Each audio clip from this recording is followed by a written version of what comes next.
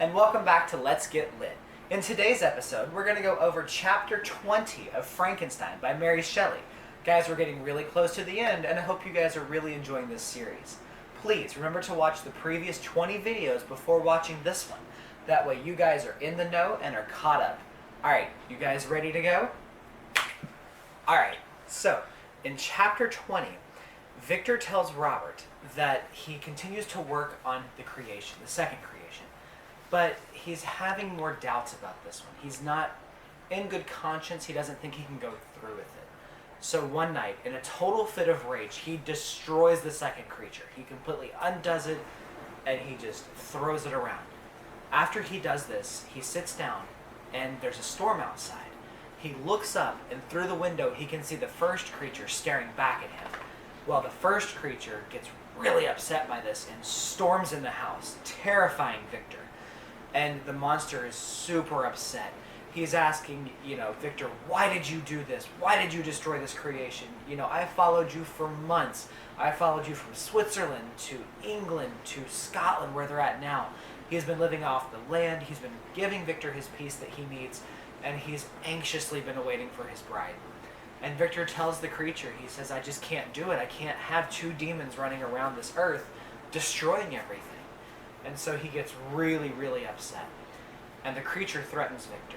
The creature says, on your wedding night, I will be with you, and I will cause you great harm. And this terrifies Victor. Victor tries to run and throw a few, words of hatefulness towards the creature, but the creature's already gone. The creature runs away after he says this. So Victor is in a total funk. He is extremely sad. So he goes down to the shoreline, and he ends up falling asleep. So he wakes up the next morning by the shoreline, and he eats a little cake that he's had in his pocket, a little, oatmeal cream pie if you wish. And when he wakes up, there's a boat that's coming towards him. And this boat is the mail carrier. So the mail carrier actually hands Victor a package that's actually a note for him. That's a letter addressed to Victor. And in the letter, it's a letter from Henry, his best friend. And Henry says that he has to go back to England to finally secure his trip to India. And Henry wants Victor to join him so bad. And when Victor reads this, that's the first thing he wants to do. He immediately wants to go to India and to go be with Henry. So Victor right then decides that he's going to get up, he's going to get the body parts, and he's going to dispose of them, clean the laboratory, and get his way to England so he can be with Henry.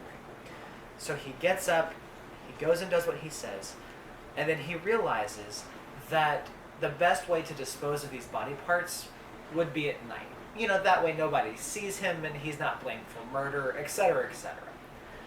So he gets this little boat, and it's about 3 in the morning, I believe, is whenever the book says. And he goes a few miles off island, and he dumps all the body parts. And he's also brought all of his lab equipment so he can clean it in the water. So he does. And then he falls asleep on the boat. Well, when he wakes up, it's pretty much around noon, 2 o'clock in the afternoon. And his boat has drifted from the shore, quite a ways out. So he has no idea where he's at. And he is terrified. Oh my gosh, he's super terrified. He has no idea where he's going to go, where he's at. He feels like he's screwed. So he keeps going and he keeps drifting, and the next few hours he keeps going on the water. Well, in a few hours' time, he sees some shore coming into his view, and so he gets super excited. He can't wait. He wants to figure out where he's at. So he takes his shirt off and he makes it into a sail, and then he takes part of the wood from the boat and he makes an oar. And he starts to row his boat towards the land. But when he gets to land, he's expecting people to help him out, to help give him food and advice and, where he's at, directions. But when he gets there, that's not what he gets. He gets really rude people. He figures out when he walks up on the shore that he's landed in Ireland. So he asks for some food and water, and the people won't give it to him. And so Victor's like, well, this is weird. Why aren't they helping me out? I've just been stranded. And so he keeps talking to them and asking them about directions and where he's at. But the people are very, very rude. They, are very sharp with him. They're very short with him. And Victor doesn't understand why. So then one of the people in the crowd tells Victor that before he came the previous night, a young man has been murdered. And they saw the man who murdered this young man sail off in a boat. And so the people thought that Victor was the one who killed this innocent man. So before Victor can really get a word in edgewise, they take him and they drag him to the court, to the magistrate. And this is where chapter 20 ends.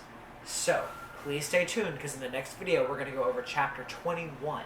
And please remember to like, share, subscribe, comment down below. Let me know if you like this, if you don't like this. And, we'd love to hear from you. Alright, so you guys have a wonderful rest of your day, and I'll see you later. And as always, guys, stay lit.